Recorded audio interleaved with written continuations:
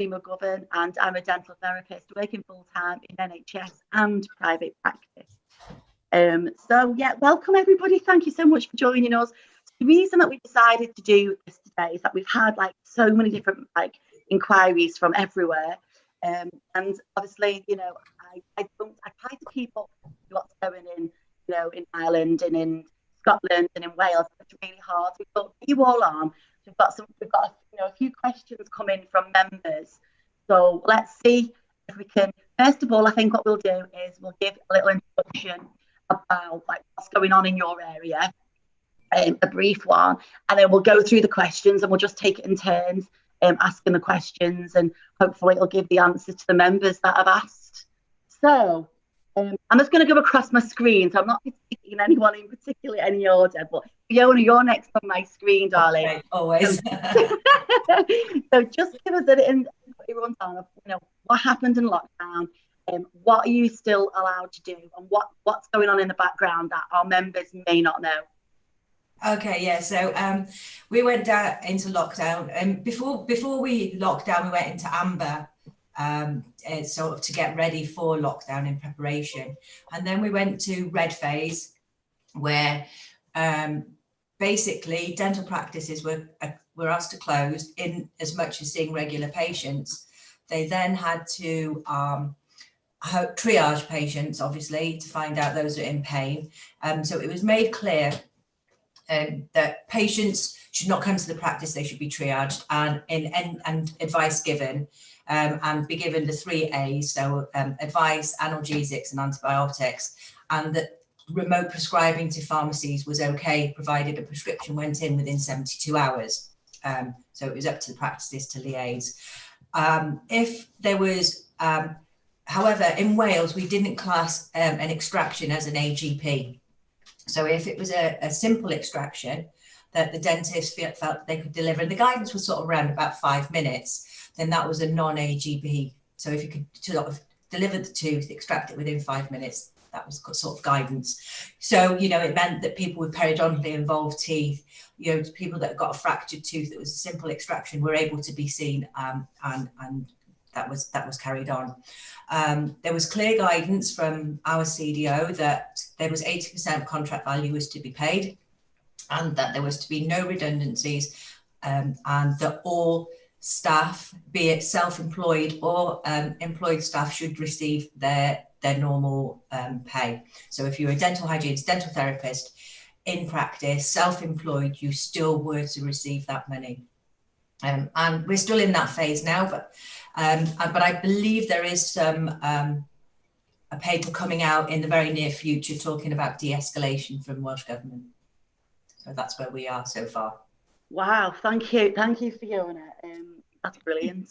And Lee, what right, Northern Ireland? Right, Northern Ireland. Well, actually, we've been following very much everybody else's guidelines. Wales was probably the first one. The week before, my last day clinically was the 16th of March. For about 10 days before that, we'd had sort of from the 12th of March, we had started triaging patients, trying to check symptoms, trying to work out the who, what, where, when, why, all that stuff.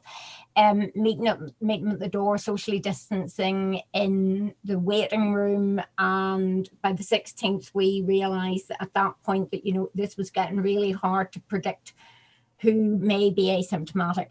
Anyway, at that point, the 17th, which was St. Patrick's Day, so of course everything just sort of went here.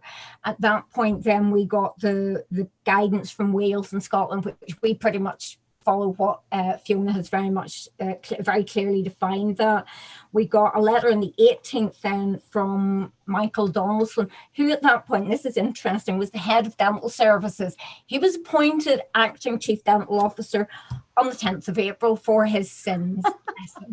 So he has actually, in my mind, I think he's managed it all very well. But we have 5 dental hubs here, patients who are obviously triaged and referred directly from practice. They can't get any other way into the hubs. They're being manned by experienced GDPs. Some of our dental students, our FTs, have been redeployed to care homes. Some to I think dental students have gone to pharmacy. Payment-wise, self-employed, we've been pretty much left to it. So it's not been clear about how the payment's been. I mean, I have been at home since the 16th of March, pretty much fending for myself.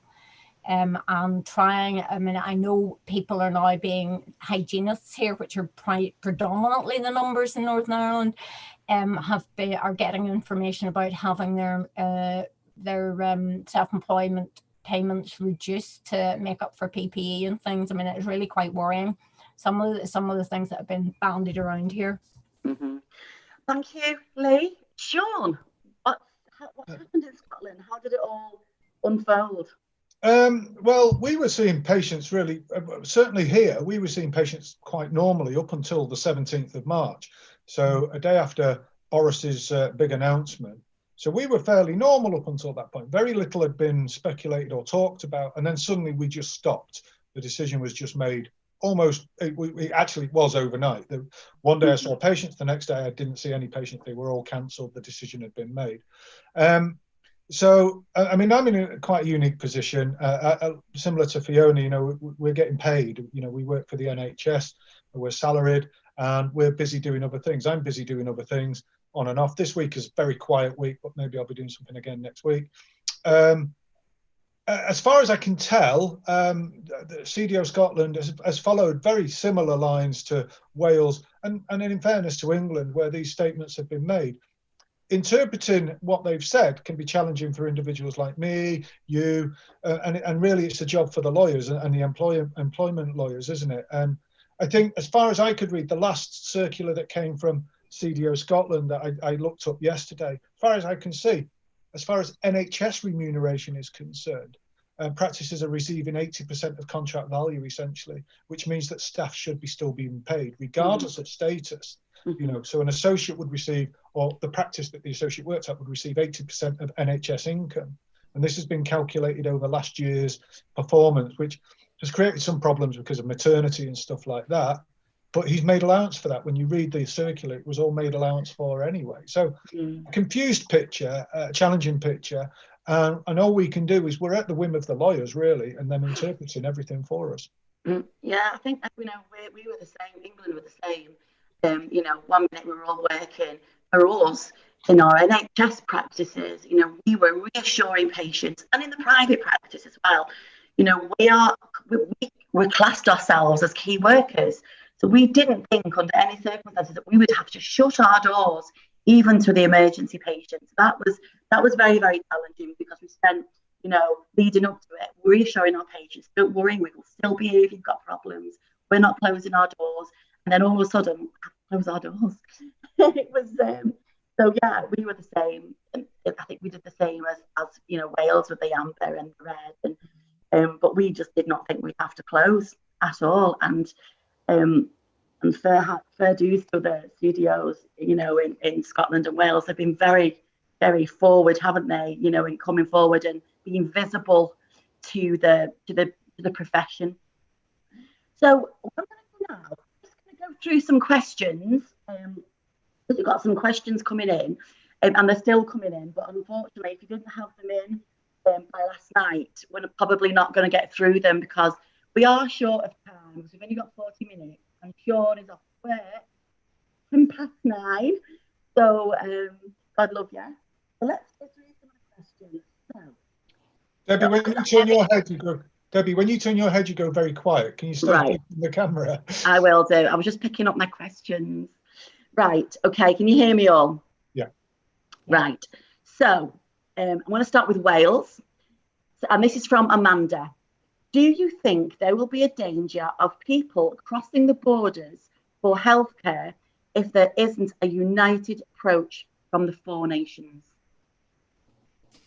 I think there's a fluid traffic between the borders anyway. So I think people will go to their own dentists. I don't think it will be a massive problem. I mean, in Wales, we're, you know, especially within rural Wales, we're quite short of dentists and dental manpower. So I don't know that we'd be able to, if we came out of lockdown before England, whether we'd be able to cope with that anyway.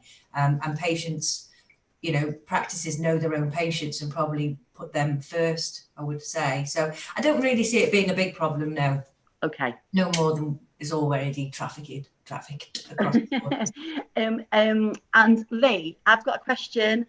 How does the NHS differ in Northern Ireland compared to England? Right. Well, we don't have UDAs for a start. If you have UDA, you'd have to have a few other letters, and it would cause all sorts of controversy in this part of the world. We still are fee per item by and large. We have statement of dental remuneration. So you don't do it, you don't get it. So it's like everywhere. Prevention's not being prioritised. And I have to say, I think going forward, that has got to change. Just a quick word on the borders thing. We could have a very interesting situation here with the Republic, because we have a lot of border practices, and at the minute they're open. They started again the beginning of this week. So anybody that has bother along the border, which is like about 300 miles, they can go down there and have very different sort of reception to what they would have here, which is very much, the 3 A's here, and basically dental hubs if you have symptoms. So risk. I know, I remember going over the border to get the petrol in Ireland because it was cheaper in Southern Ireland. So you might find people going over to Southern Ireland to get the treatment. So yeah, it's good. It happens a lot. They come north a lot for the same reason, because private treatment was cheaper up here. So it'll be very interesting between Brexit and this. Dear knows what's going to happen. Oh, Sean, this is for you. This is from Kelsey. Some of our members have been told by their own practices they're going to need to buy their own PPE and hand scalers for the practice. What do you think about that? I had a long think about this when I saw this question, and the problem becomes whether they're employees or whether they're self-employed. If they're employees, they can't be asked to contribute towards their PPE. That's illegal. If they're self-employed, actually, if you read the relevant health and safety legislation, the self-employed person should provide their own personal protective equipment. It's a very confused picture. I made some notes about this. The legislation is there, and you would have to seek correct legal advice on this. But if you're employed, the simple answer is your employer must provide PPE and can't make a charge for it. But if you're self-employed, a very different picture. You can be asked to provide your own PPE. It's as simple as that. I'm sorry for those that are self-employed and being asked. I suppose that goes back to the presentation that Jane Nealon did at the conference, the ADT conference last year, when she spoke about the difference between being self-employed and employed. Do you remember? If any of you that were there, she said if you are a true self-employed therapist, you have to be responsible for paying for your, your cover when you're not there.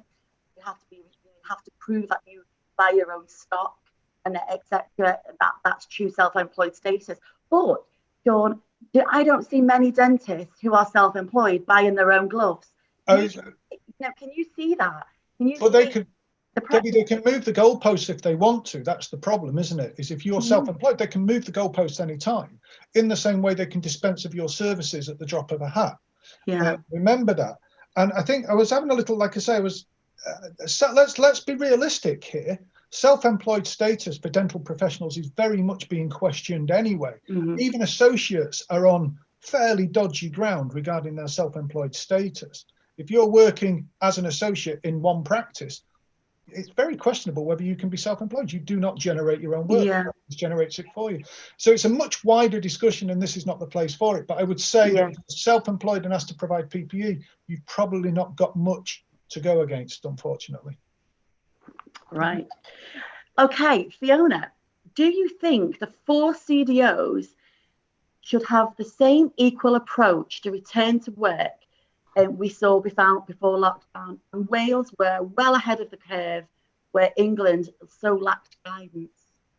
Well, I think it's important to remember that we are 4 separate nations, and we are 4 different nations in terms of population, rurality, and the workforce that we've got available to, and our dental problems. So I think it's very hard to put a blanket cover on the whole of the UK as such. So no, I think each CDO is in place because we need guidance for each of the nation, and you have to remember that you know, Wales is tiny.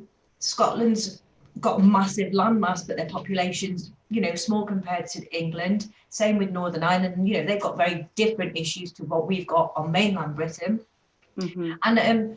And in all fairness to the CDO in England, you know, it is a massive population and a very diverse population. So I think, you know, it was appropriate that each CDO responded in their own way. May I just interject on that, please? Yeah. I think it's what's important to remember is the CDO's role in England is not quite as clear cut as people think. When you look at the job description she has, it includes pandemic management. Yeah. Her role is to manage this pandemic on behalf of the government. So her eye has been taken really off the ball quite massively. And remember, she's only responsible for NHS dentistry. She isn't responsible for private dentistry. This is part of the problem, isn't it? Mm-hmm. The role was changed when Mr. Cockcroft stepped down. And when he stepped down and Sarah took over, it was a very, very different job description. Very different. Yeah, and the CDOs in Scotland, Northern Ireland and Wales have a very specific role, and that's looking after NHS dentistry in those nations. I think the other thing that's worth mentioning is our exposure to COVID-19 and the per head of population, the number of cases we've had has also been very different. And that's why the easing of lockdown is also going to be different. So I think we do need those addressing local needs. Yeah, and that's got to be guided by our individual CDOs. absolutely, because in Wales, just in Wales, for example, South Wales has already reached its peak. Up here in North Wales on Anglesey, we're still at least 2-3 weeks behind that. We're only just now seeing the increasing number of cases. So I think it is appropriate that each CDO manages, you know, the phased return to work on their own merits and circumstances. Right, Sean, a question for you. This is from Kyle. Kyle is a dental therapist who's taking his finals at the moment, and he said we have some very worrying times here ahead of us, and Scotland dental therapists who are about to graduate in Scotland, do you think the employment status is going to be severely affected with this? I think it's I don't think just graduates, is it? I think there may be a hiatus for an awful lot of my colleagues post this. Going back to the discussion we've just had, businesses are starting to fold, and this is dental businesses. You know, some of them were working to relatively fine margins, and if this goes on much longer, they're not going to come out of it surviving. So that means another place of employment has gone by. That's the same for Scotland, Wales, and Northern Ireland as well. I don't think this is particularly an English thing or a Scottish thing. So I think the workplace environment is going to become very challenging. Again, I made some notes about this. I put that it's going to be a very challenging environment. I think employability, I don't know if even employability is even a word, but I like it. I think employability is going to be one of these things. And I think people need to be prepared to be, they need to make themselves, I think, Lee, you sort of summed this up a little bit, didn't you? You know, making yourself a team player, making yourself available, making yourself. And I think, and I'm gonna cut to the bone here. You know, I think salary expectations may have to be somewhat reduced post-COVID. Businesses are going to be looking to recoup losses, big losses. You know, they've taken huge loans and overdrafts to cover this period. Salary expectations need to be probably lowered, and we need to be realistic about what we can achieve and what we can do, which is very hard hitting. And some people may be sat there aghast at what I'm saying, but I think it's just realistic. Well, personally, I think that you know, the NHS need to invest. Can't hear you, Debbie. I think, can you hear me now? Yeah. I think personally, I think the NHS will need to invest into the NHS dental services, especially if there's going to be a lot of practices going to the wall, because the NHS services is going to be overrun with private patients desperate for dentists. So, you know, I'm hoping they're going to actually reevaluate the whole NHS at the moment. That's one of the questions actually that's coming up in a second. Anyway, thank you for that, Sean. So, Lee, I think you've kind of answered this question anyway, but maybe you could elaborate on it a bit more. So who is the CDO for Northern Ireland, and how has the Northern Ireland CDO communicated with the dental profession? Right, the acting CDO, the CDO is Simon Reid, who is off ill, is my understanding. The acting CDO was appointed the 10th of April. Michael Donaldson, background dental public health, approachable, nice guy, keeps his eye on the ball. He has communicated very much through the health and social care emails. So if you didn't get all the information. That said, I mean, that's by and large Guns Practice Principal, who, if they're worth their salt, will be disseminating that to all the members of the team. And that is what, in my case, has happened. I mean, I have been very well supported. I feel very connected. Although I'm self-employed and I do supply all my own equipment, and I have no big problem with that. To me, HMRC make self-employed status fairly clear. But he has been trying to sort of, he's followed very much what Wales and Scotland have been doing. And I totally agree with Sean. I think we need to be flexible. We need to be seen to be willing to work as a team when we go back. It's employability. There's a question just come in. I've lost you again, Debbie, every time you turn your head. There's a question just come in now, actually, and I think it's quite good to bring this one in. Fiona, do you think that exemptions may be rushed through now because of the pandemic so that we can help? Oh, do you know, can you believe how many upsets this project has had? It started in 2016, and then we were moving along beautifully, and then we had Brexit. Then Northern Ireland didn't have a government, so they couldn't approve some of the papers. Then finally, in December, we got ministerial approval, and we were set to go. We were set to go at the end of March, so we got the new year out of the way. We then finally Northern Ireland gave us its second approval, otherwise we were going to go in the new year, and then we were going for public consultation. Everything was all ready to go, and then we got hit by COVID. We just can't make this up. I mean, I'm doing a thing tomorrow lunchtime, I think it is, on the exemptions campaign and where it's been and where it's going. And I just can't believe that we've been. No. So Michaela and I, to be fair, we did ask NHS England if we could push the public consultation through now and while we're under lockdown, because people could give it time and thought. But all the people that are working in NHSE for the exemptions project have been redeployed in other areas. So yeah, I don't know whether they can give us any kind of leeway to do that, because there's us as hygienists and therapists going through, but there's also other people going through the whole process, and we're on this train and we're all ready to go. There's 7 groups of us. So yeah, wait for the public consultation. There's also a question, but it doesn't say what nation, so I'm just going to ask the question anyway. And what evidence, who is collating all the evidence with aerosol generated procedures? Well, it depends on what you want to read, whether you get your information from social media or whether you actually go to the scientific stuff, which is much more interesting and is actually much more optimistic in the outlook. I think something I've taken a great interest is the fear and scaremongering that's gone on social media about risk, and those of you that know Dave Bridges and I have done a survey and we're busy working on it. I mean, we've got to do a lot of number crunching. It's not as simple as it looks. It's not a case of just publishing what we've got. You have to look at numbers. You would expect our profession, given that all the scaremongering has gone on about how at risk we are, to have seen spikes in COVID, certainly very poorly people.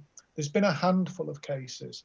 And you can't then, because of a lack of contact tracing, very difficult to do contact tracing in the UK because of the way we live our lives and our privacy laws. People go on about, why didn't we do what South Korea did? Well, because South Korea just got rid of all their data privacy laws and just went into your bank account and see where you've been and seen what you've done. Can you imagine that in this country? Not going to happen. So I personally think that, yes, the science is there. I trust nothing that comes out of China at all. I'm quite happy to say that there was a paper published about salivary load and this, that, and the other, but came out of China. And I'm sorry, but I don't trust any science out there at the moment. I'm still open-minded. I would return to work tomorrow with minor modifications, but that's me looking at what I been made available to me. And yes, I will look for science and not social media. There is on, give social media a little bit of credit.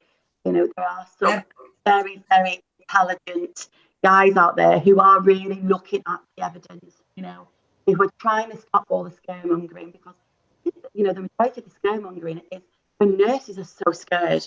The nurses they're feeling either bullied or, they're so scared, and they maybe don't look at evidence the same way that we look at evidence. Some of them I don't know, but certainly, that we've got some way to do to try and harm the nation of mental nurses and hygienists and therapists, because everyone is just terrified. I'm not. I'd go back tomorrow, Sean, as well. But there's a question. There's 2 questions for England. Debbie, you keep dropping out. I'm sorry. Just face forward, Debbie. I was just picking up my papers. Bend your mic round a bit. There you go. My microphone on my laptop isn't the greatest. That's why I've got to use this stupid microphone in my head. So this question, I think, is a really good question, and I think it really should be for everybody. But let's discuss this one quickly, because we do only have 10 minutes left. Is this a chance for change, opportunity for real change, not only in the way we deliver dentistry, but in NHS provision particularly? Can I go first? Yes. So we're in the middle of contract reform in Wales, as you probably know, and we've made great changes and looked at flexible commissioning and everything else, and utilising the whole team and prevention having a place in the NHS contract. And I think this probably is the time where I think Wales are just going to set the reset button. I think because dentistry is changing in the medium to short term. I think what we're going to do is changing until we've got proper guidance, until we've got a vaccine, until we can, work this out. So I think this is an opportunity in Wales to reset the button, and I believe that I think our CDO has the courage to do that as well. I think she understands the nature, she understands the roles of the DCP, she understands that we have a limited workforce in Wales. We're dentally manpower short, and I think that'll happen.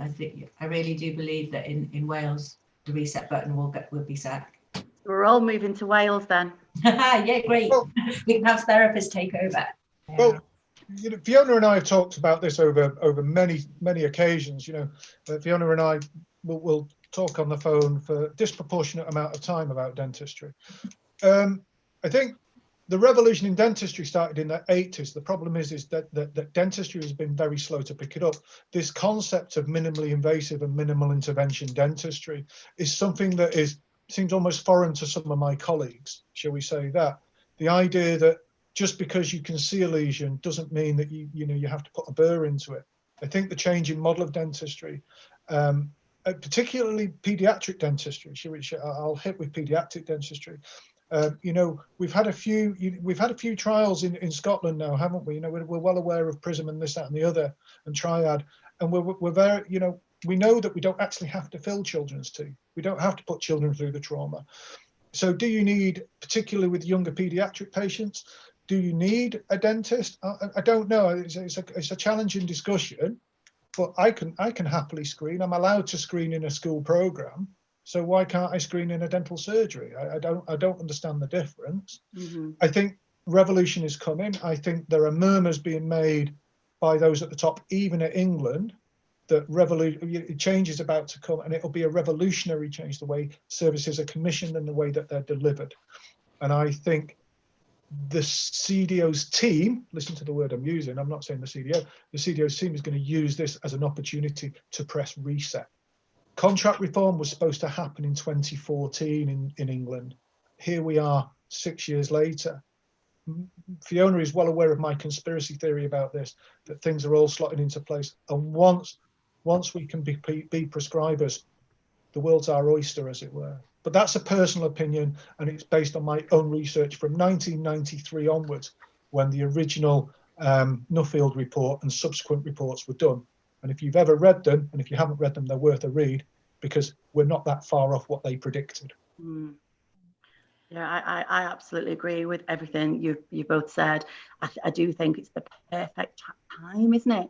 it's depending on what the guidelines are when they phase us back in, how the contracts will change, what's going to change. We just hope that we can do more to help, because when we go back, we're going to be overrun, aren't we?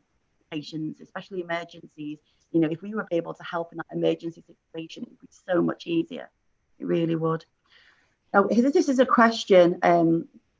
The final question was. Can I just say one thing on that, Debbie? Yes, of course. The opportunities are going to be great in some places. Our biggest challenge in Northern Ireland is the fact that we have no clinical DCPs being trained here anymore, and we have got big numbers of dental undergraduates qualifying, and the population per head of dental clinician is going to be a big challenge. I sat in a workforce review at Stormont a couple of years ago, and basically they love the theory of using clinical DCPs and cost effectiveness, but what are we going to do with all these people with BDS? It's a big balancing act, but I think Michael has us on our radar, so I'm hopeful.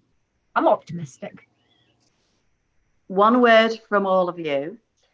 Who do you think has displayed the best leadership during this crisis? You're not going to get one word out of me, I'm sorry, because, leadership comes at many levels: local, regional, national. I've already discussed about understanding roles, that the four CDOs have very different roles, particularly in the colonies here, Scotland, Northern Ireland, and Wales. It's a very distinct role, whereas England's CDO is a very different role. A population of 50 plus million to manage, compared to Scotland with 5.5 million, 1/10 the size of population. Wales with 3 million, Northern Ireland with just over 1 million. Very different. You're not going to get one word. I think decisions should have been made at local levels. The problem is in Scotland, we don't have an inspectorate. England's got CQC, Wales got HIW, Northern Ireland's got RQIA or AI, whichever one it is. Sorry, Lee, but you've got that. But we don't have any similar thing in Scotland. So four NHSs, not one United Kingdom, not one United NHS, four very distinct and different NHSs. Fiona. Yeah, well, I have to agree with Sean. It is a different playing field, and I can just draw on my exemptions experience, how different each nation has dealt with that whole exemption project as well. So to try and manage the whole nation over one, and I think you have to be respectful for, like Sean says, roles, responsibilities, and the land. We, like Sean says, 3 million in Wales, 50 odd million in England. That's a very different playing field. A lot less number of dentists to manage. You've just got to be respectful of that, I think. Lee, I suppose you were going to agree as well. Yeah, I totally concur with both Sean and Fiona. I think here I am going to name actually the practice owner that I work with, who I have to say has been on a very local level, and it's a micro level, brilliant at leading her team from the point of view of communicating, disseminating information, and keeping us all feeling as if we're part of that team and that we're valued members of the team. So I think where Sean and I have looked at it from very much from a macro point of view, I think there's also been those small groups within dentistry that have been very supportive. I also have to give yourselves credit, the BADT, you, Debbie Hemmington, for actually, again, disseminating information, connecting with members, and actually making them feel as if, they haven't been forgotten about, which is very easy when you're a lone practitioner. Oh, that probably leads me on to the final question, because it's regarding the CDO, and you can imagine with much criticism as that she's getting on social media, the question is,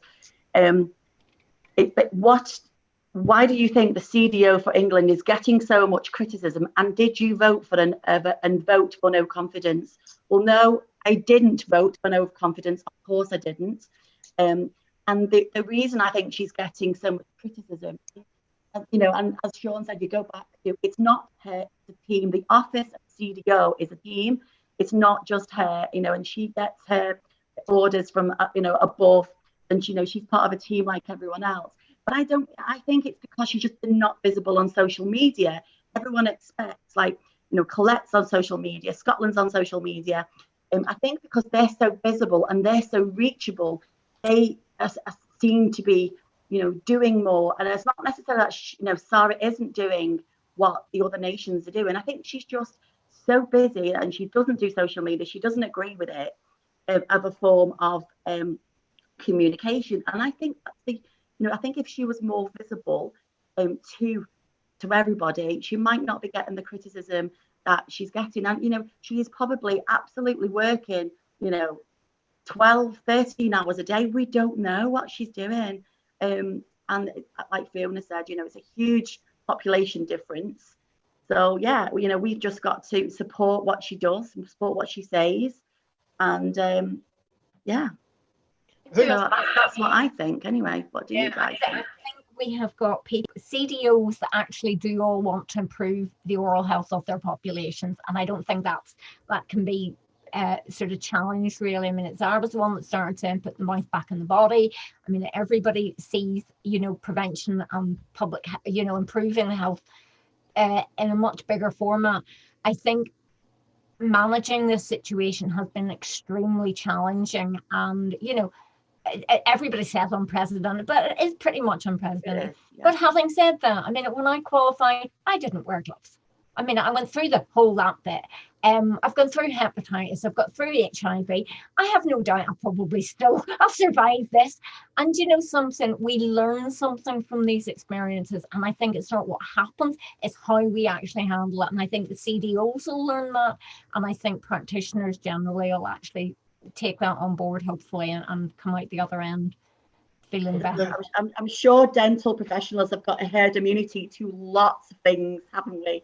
Let me just can I just have my 2 pennies on that one? I think you've got 1 minute. You've got 1 minute, Sean, before we get 30 seconds. I want to say something too. Okay, very quickly. I mean, Jill Cliff's just put a note on there. The vote was a witch hunt. Of course it was, because the profession's looking for a scapegoat. The CDO is not the scapegoat we need. Exactly. Coronavirus is the scapegoat. Yes. Yeah. And I think, we've got to remember that NHS dentistry was in a transforming stage anyway. We're in the process of change. And, the system was broken. UDAs was never a great system. The system's broken. We were always in trouble. And it's the pandemic that's caused this issue. And I think we have to be respectful for everybody just trying to do their best, really. And move on. Thank you so much for everyone. Sean, you can dash off now. Thank you so much, everybody, for joining today. I hope it's been valuable to the BADT members who are from different nations. If we can do any more to help you, please let us know. We're going to try and keep up with some kind of information from our 4 nations. So it would be great if Fiona and Lee and Sean could keep us updated. That would be just phenomenal. Is that okay, guys? Yeah. Great. Thanks very much. And I mean, we're always contactable anyway via you. Yeah. Take care. Thank you so much for everyone for joining us. And thank you for Stay getting up off at Facebook 8:30. forums. Stay off Facebook forums. Don't. There's better things to do with your time. Learn to knit. Practice your tactiles. Thank you so much, everyone, for joining. Thank you, Fiona. Thank you, Lee. And thank you, Sean. And thank you, Etienne, for letting us use their forum today. Thank you. Thank you very much. Take care. Bye-bye. Take care. Bye.